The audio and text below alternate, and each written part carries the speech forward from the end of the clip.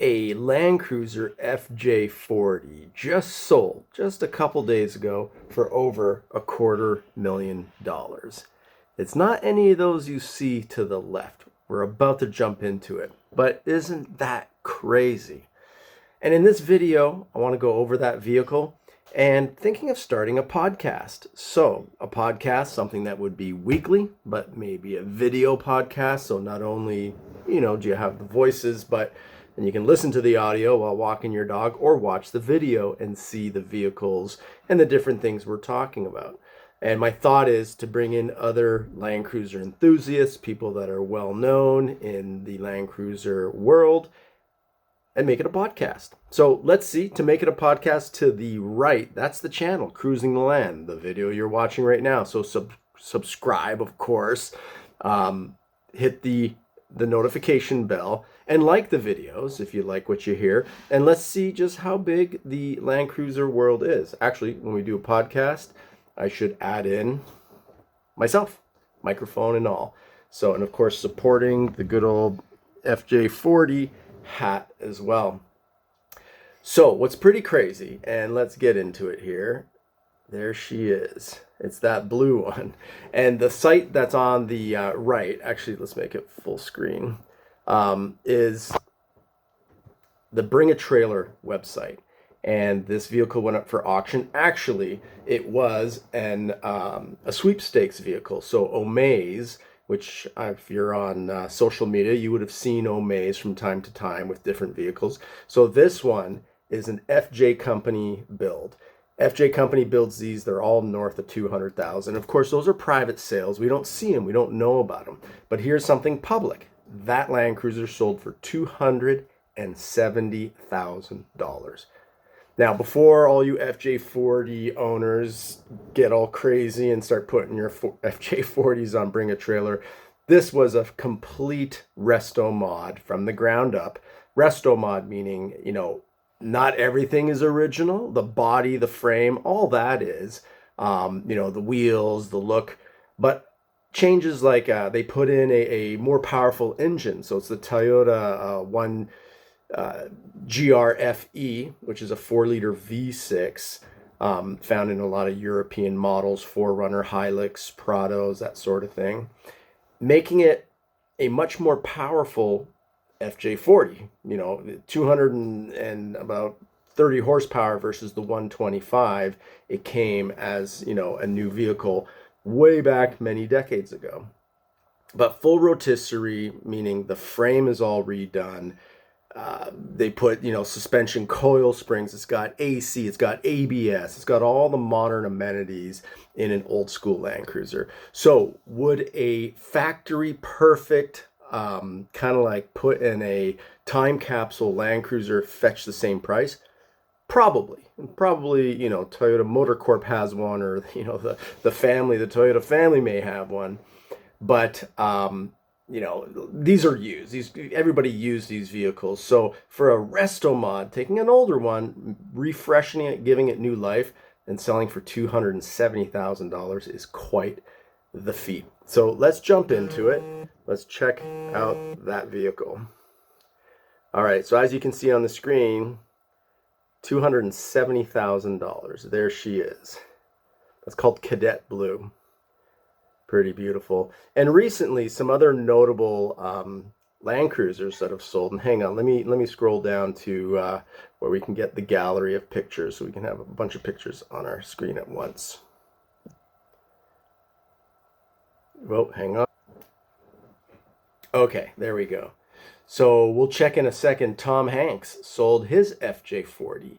Again, not an original on everything. It did have a Chevy 350 small block motor in it, which a lot of these older FJ40s have.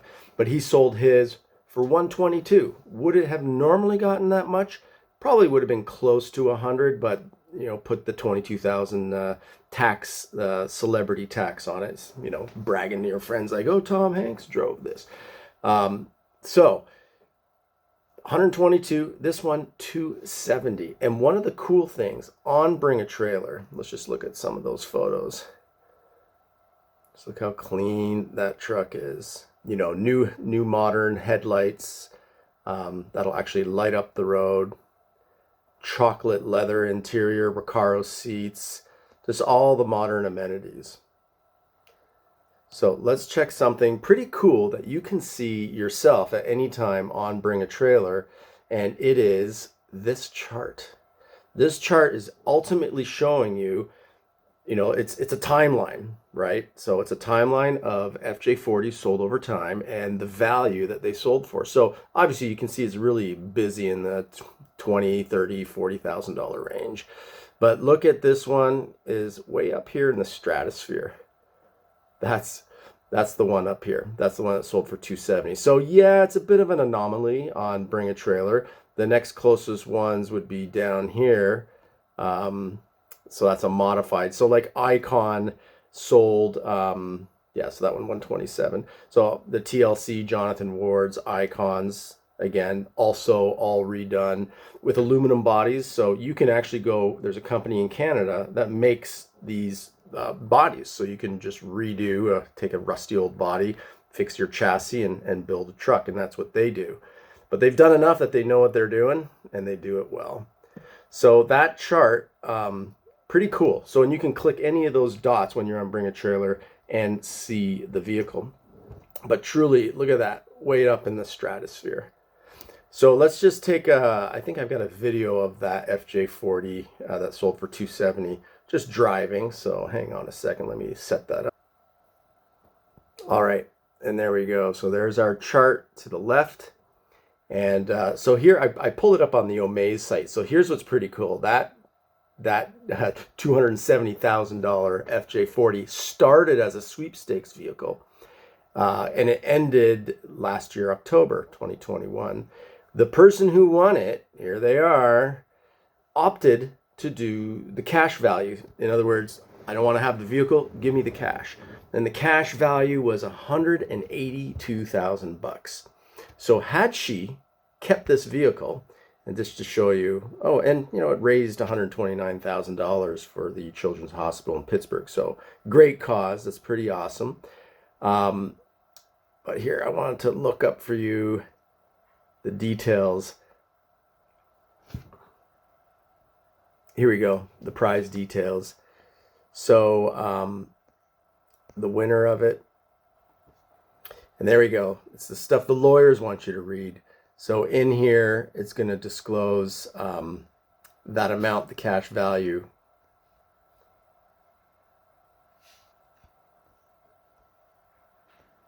And there we go. Cash alternative. Check that out. Right there. $182,000. Boy, she could have ultimately enjoyed that vehicle. Hang on, I'm trying to juggle sites at the same time. There we go. So she could have obviously taken possession of the vehicle. You'd have to pay taxes, I imagine, on that prize, as you would on a cash alternative, but got about $90,000 more and could have driven it around, kind of rocked that car, bring it to a couple cars and coffee, show it off a bit. But hey, some people just don't want, you know, that hassle, so took the cash prize. Let's take a look at the Tom. All right, and there it is, Tom Hanks FJ40. So pretty cool roof rack on it and all. I don't know if we get too many pictures here on the site I pulled up for it. $122,000 that one went for. I know the Toyota dealership near me has one like this, green. I can't imagine it going anywhere below 110. Beautiful specimen, beautiful specimen.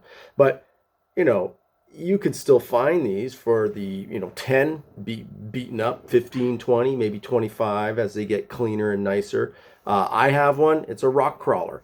Would I sell it for anything below 75? Probably not, because the green machine, let me actually pull up a picture so you know what I'm talking about if you haven't seen it on the channel. Okay, just pulling. Okay, just pulling up the channel now, and you can see here's a few of my Land Cruisers. Not always my trucks, but a lot of them are. Godzilla, that's an HZJ73.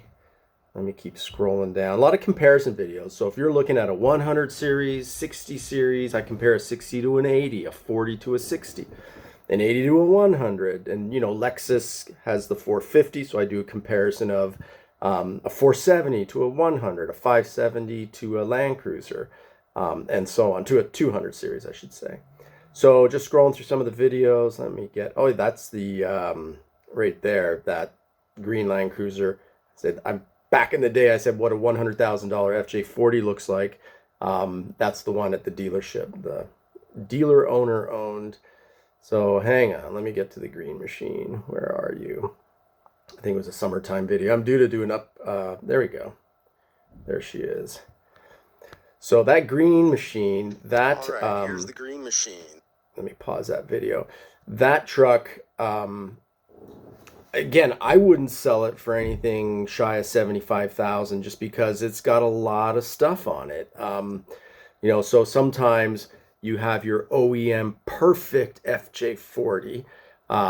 That's to go to the farm and pick up, you know, some apples and some corn on the cob.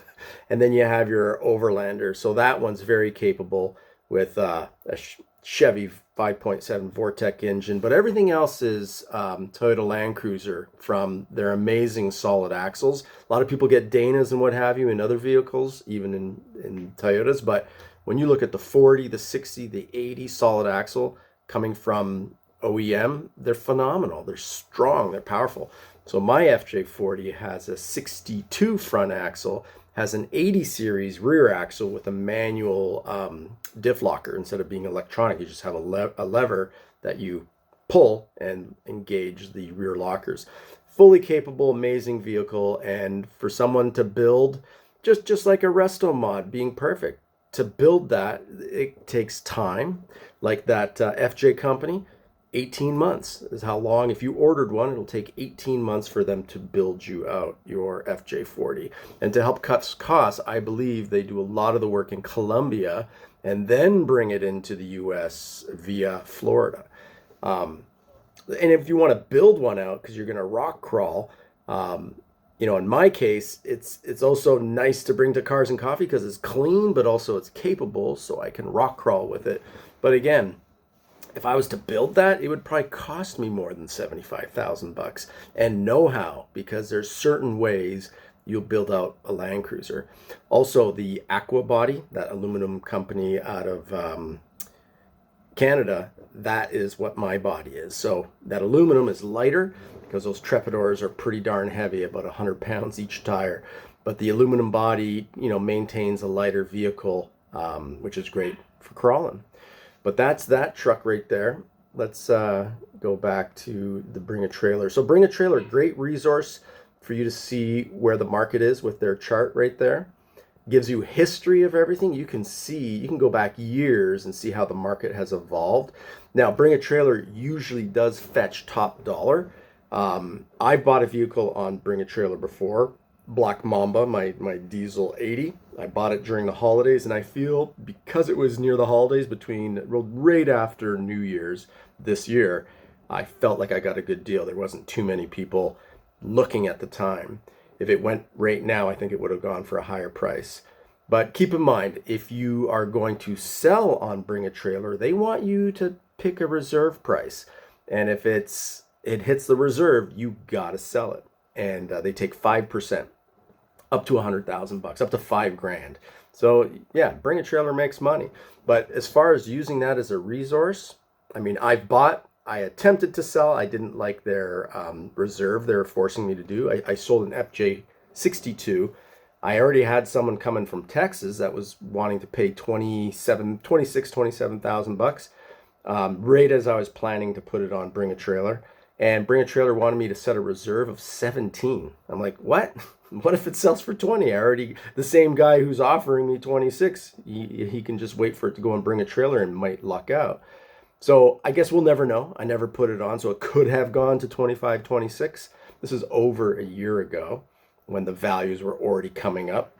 But I decided just to sell it to that person. So So yeah, you got to just make your mind up. Or if you have a gem and you can kind of dictate, hey, I got one of a kind Land Cruiser here, I want to put it on BringATrailer, maybe they'll accept the reserve that you want. But keep in mind, if it's bid up to a price and never hits the reserve and the person doesn't have to sell it, BringATrailer doesn't make any money other than your $250 or whatever it is to post it, to give them all the pictures and place the ad. So if it doesn't reach the reserve, it doesn't sell. BringATrailer doesn't make money. So of course, that's why they want to make sure every vehicle that is ever on their auction site sells. And they do. Most, I think they probably have almost like a 80% minimum sell-through rate. But yeah, check it out, BringATrailer. There's also Cars and Bids, the good old Doug DeMuro with, this is a Toyota Land Cruiser. Let's look at all the quirks and whatever the issues with the car. So he's got his style, he made a name, and he started Cars and Bids. So Cars and Bids doesn't seem to fetch as high of a price as BringATrailer, but maybe it will one day. He's only got 2 years under his belt with that site. But I know 2 people that bought Defenders there. They got great deals from Cars and Bids. All right, so yeah, this is, episode 1 potentially of a podcast, YouTube style. So you have video, split screen here is what I'm doing. Maybe I'll figure out ways to improve it. So definitely comment below. Tell me what subjects you want to talk about, what big names in the Toyota world you would like me to attempt to see if they'd be interested to do kind of like a Zoom call / video. Again, the podcast, not that it's live, because on YouTube you can just pull it up whenever you're ready to watch or listen to it. But my thought is Sunday mornings, 10 a.m. Eastern or 7 Pacific. That's where I'm at. I'll post the video, and maybe we do one a week. So subscribe. Hopefully we get good feedback with this. If there's no feedback, then I'll just keep doing the videos and comparisons I do. But I'm hoping that we've got a good Land Cruiser community, and people are going to want to say, yeah, hey, I'll tune in once a week. Let's talk Land Cruisers. 60 series, I've got recently a bunch of diesels. We never got the diesels in the US market. And it's when I had my first diesel. I had an FJ40 I called Ketchup, a red one, 1974. So it was a 4-speed, not the 3 on the tree, because 74 they changed their transmissions, and the FJ40 still had the 1F. I think in 75 is when they switched to the 2F. So it was slow. It was lifted like crazy. It's on my channel. That truck is on my channel. I won't even attempt to find it right now. I'll put it in the link in the description below. But such a cool looking truck, just underpowered. So I get it why FJ Company puts that 4-liter V6. I get why people put the Chevy engines. And in my green machine, the off-roading FJ40, yeah, it's got a 5.7 Vortec. Because when you're off-roading, you don't want to be carbureted. You want to be fuel injected when you're on those big slants. You're not always driving like this. You're going like this and going like that. You want fuel injection. 350 horsepower, is what that 5.7 delivers in my 40. So I get, people want to have that power. But again, back to Ketchup, my red FJ40. Ketchup because it was red, and because I always felt like I was trying to catch up with the group I was driving with, because I was always in last place with that 1F engine. But I think the new owner in New Jersey is going to be putting an LS, doing a swap or putting a powerful engine in there. But I traded that FJ40 for an HZJ73. It's on my YouTube channel. I call it Godzilla. And Godzilla is just, again, a spring over axle setup. So just like the green machine, super tall on 37s, and it has the 1HZ diesel engine. So that was my first diesel experience. Holy cow, loved it. What an experience that is to drive a diesel Land Cruiser. I get why the rest of the world loves them. The Australians love them. I'm sure they'll chime in on this. telling us, yes, they are amazing. So ever since I had that, I got a 12HT, which is in a 60 series called an HJ61. So quick little HF, what does it mean? Then FJ60, F is kind of like the model, the motor. F is gas, and 60 is the series of the model. H is diesel. So HJ61 was a JDM, Japanese model, right-hand drive, and it has the 12HT diesel engine in it. Phenomenal engine. My daughter is driving that truck right now, and I can't pry her hands from that steering wheel. She loves it. And then, I was reading all about the different engines, the 1HDT-F, and I ended up, from BringATrailer, bought in January the what I call Black Mamba, which is a 1996, and it's when they went to the 24 valve, just like they went to the 24 valve FZ-FE engine, the 1FZ. Same thing, they went to 24 valve in their diesel. So that diesel engine is the 1HD-FT, and it is phenomenal. I love that truck. So if you ever can get your hands on a diesel, do so. You'll see on my channel, I think one of the latest videos, sorry for the rapid scroll, there's a lot of videos, a lot of Land Cruiser content, but yeah, that video right there, which is the best Land Cruiser. So I have my 80 Black Mamba comparing to Otis, my FZJ80. So lots and lots of topics we can go over, because I've got experience with the diesels. I've had Land Cruisers ever since 1995. It was my first brand new Land Cruiser, which was an FZJ80, emerald green. And 3 years later, I sold it to get a 100. But I missed that 80. And then I sold the 100. I missed that 100. So that's why I've got about 9 Land Cruisers now. Yes, I need help. I've got an addiction, but I think it's a healthy addiction. Can't go wrong. It's a good investment addiction, because all Land Cruiser I've ever bought, except those early years when there was depreciation, now there's appreciation. They're going up in value. So love to share my knowledge, love to get others on, episode 2, 3, 4 and going, talking Land Cruisers. So notable people out there, anybody who has a passion for it. So let's see how this goes. If you like the video, click like, subscribe, and we'll try episode 2 next week. So thanks for tuning in. Happy trails. And yeah, can't go wrong with a Land Cruiser.